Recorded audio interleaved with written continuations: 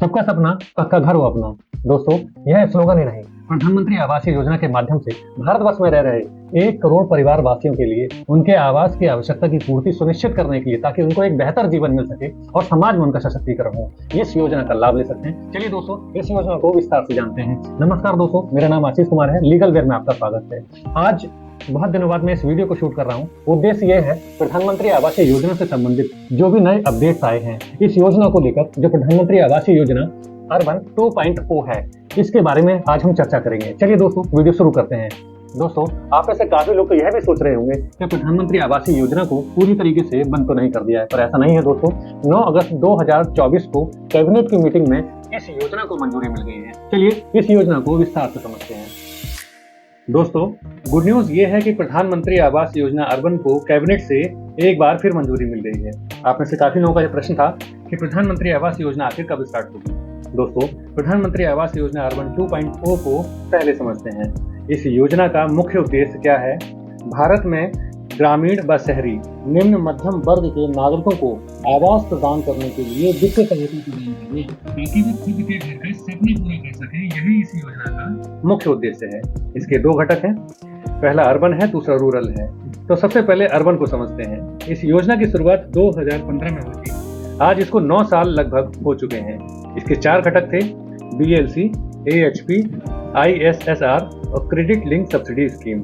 चारों वर्टिकल में लाभार्थियों ने इस योजना का लाभ उठाया। दोस्तों, 1,18,00,000 घर इसमें सैंक्शन हुए और 86 लाख पूरे हो चुके हैं। इस घटक में CLSS यानी क्रेडिट लिंक सब्सिडी स्कीम को डायरेक्ट बेनिफिट ट्रांसफर के माध्यम से लाभार्थियों ने इस स्कीम में सब्सिडी का डायरेक्ट अपने खाते में लाभ उठाया। हाल ही में कैबिनेट की बैठक हुई, जिसमें योजना को फिर से मंजूरी दे दी गई है और इस योजना को लॉन्च किया गया है, जिसका नाम है PMAY 2.0। इसका मुख्य उद्देश्य ये है कि 5 सालों में 1 करोड़ मध्यम निम्न परिवार के लोगों को आवास उपलब्ध करवाना, ताकि वे घर खरीद कर, निर्माण करके या रेंट हाउस की आर्थिक सहायता से इस योजना सब्सिडी का लाभ उठा सकें। केंद्रीय कैबिनेट की मीटिंग में 3 करोड़ अतिरिक्त शहरी ग्रामीणों को उनकी आवश्यकता के आधार पर घर मुहैया करवाना इस योजना का उद्देश्य है। 1 करोड़ शहरी गरीब मध्यम वर्ग के परिवारों को भी घर मुहैया कराना इसी योजना का उद्देश्य है। इस योजना में 10 लाख करोड़ रुपए का निवेश किया जाना है, जो कि सब्सिडी के माध्यम से 2.3 लाख करोड़ रुपए प्रधानमंत्री आवास योजना अर्बन 2.0 पर खर्च किए जाने हैं। इस डिसीजन के बाद प्रधानमंत्री जी ने इस योजना प्रधानमंत्री आवास योजना अर्बन की आर्थिक सहायता के लिए 2.3 लाख करोड़ पर मोहर लगा दी है, जिसके लक्ष्य की समय सीमा 5 वर्ष निर्धारित की है। इस योजना के माध्यम से 86 लाख परिवार अपने सपने के आशियाने में रह रहे हैं। दोस्तों, PMAY अर्बन 2.0 के एलिजिबल ग्रुप वो ग्रुप हैं जो EWS, LIG या MIG ग्रुप से आते हो, यानी जिनके पास देश में अपना पक्का घर नहीं है, वे ग्रुप इस योजना के तहत एलिजिबल हैं। EWS परिवार वे परिवार हैं जिनकी वार्षिक आय 3 लाख रुपए तक है। LIG परिवार वे परिवार हैं जिनकी वार्षिक आय 3 लाख से 6 लाख तक है। MIG परिवार वे परिवार हैं जिनकी वार्षिक आय 6 लाख रुपए से लेकर 9 लाख रुपए तक है। तो ऐसे ग्रुप इस योजना के लिए एलिजिबल हैं और इनको जो सब्सिडी दी जाएगी वो उनके पहले 8 लाख रुपए के लिए 4% की सब्सिडी के साथ, जिसमें मैक्सिमम लोन अमाउंट 8 लाख होगा और इसमें मैक्सिमम टेन्योर जो है 12 साल तक होगा। तो इनको जो सब्सिडी का इंटरेस्ट रेट लगाया है वो 4% के हिसाब से, जिस घर की वैल्यूएशन 35 लाख रुपए से कम हो और जिनका लोन 25 लाख रुपए से कम हो, यही लोग इस योजना के पात्र हैं। और इनको जो सब्सिडी का अमाउंट है वो 1,80,000 रुपए की सब्सिडी इनको दी जाएगी, जो कि 5 साल के इंस्टॉलमेंट में होगी। अब इसी को कंपेयर करते हुए PMAY की CLSS को देखें तो वहां पर जो एलिजिबल अमाउंट था मैक्सिमम वो 2,67,280 रुपए है, जो कि 1 ट्रांच में दिया जा रहा था। तो अब इसमें कैटेगरी EWS, LIG, MIG1 और MIG2 हुआ करती थी, जिसमें यही सेम रहता था। 3 लाख रुपए तक के परिवार EWS में आते हैं और 6 लाख तक 3 से 6 लाख तक के LIG में आते हैं और 6 लाख से 12 लाख तक के MIG1 में आते हैं और 12 लाख से 18 लाख रुपए के इनकम के ग्रुप MIG2 में आते हैं। तो उनको जो सब्सिडी दी जाती थी वो 6% के कैलकुलेशन के हिसाब से दी जाती थी। जो EWS है उनको 6% सब्सिडी है, जो LIG में है उनको भी 6% सब्सिडी है और जो MIG1 में आते हैं उनको 4% सब्सिडी है और जो MIG2 में आते हैं उनको 3% की सब्सिडी है।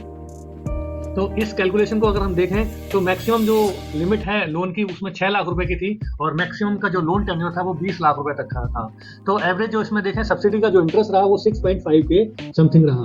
तो इस योजना को देखें 2.6720 जो CLSS स्कीम से मिलता था वो अब घटाकर 1,80,000 रुपए कर दिया गया है।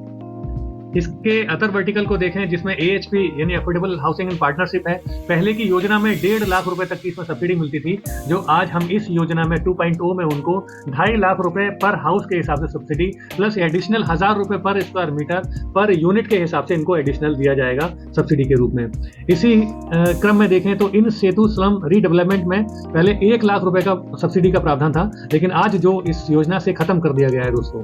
और अफोर्डेबल रेंट हाउसिंग में पहले 1 लाख रुपए की सब्सिडी 2 BHK तक लेने के लिए थी, जो 60,000 रुपए 1 BHK 1 BHK और 20,000 रुपए डोरमेटोरी TIG के रूप में दी जाती थी।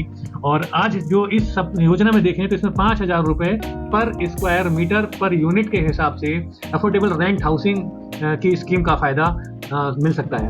दोस्तों BLC वर्टिकल को देखें तो BLC वर्टिकल में 1.5 लाख रुपए तक की योजना का प्रावधान पहले था, जो आज बढ़ाकर 2.5 लाख रुपए कर दिया गया है। तो दोस्तों अगर हम एवरेज देखें तो प्रधानमंत्री आवास योजना पुरानी और प्रधानमंत्री आवास योजना अर्बन 2.0 में यही मेजर डिफरेंस देखने को मिलता है। मोटा मोटी कहें तो इसमें जो CLSS की स्कीम के अकॉर्डिंग 2,67,000 मिला करती थी, जो आज ISS इंटरेस्ट सब्सिडी स्कीम के हिसाब से 1,80,000 रुपए की मैक्सिमम सब्सिडी जो कि 5 इंस्टॉलमेंट में दी जाएगी।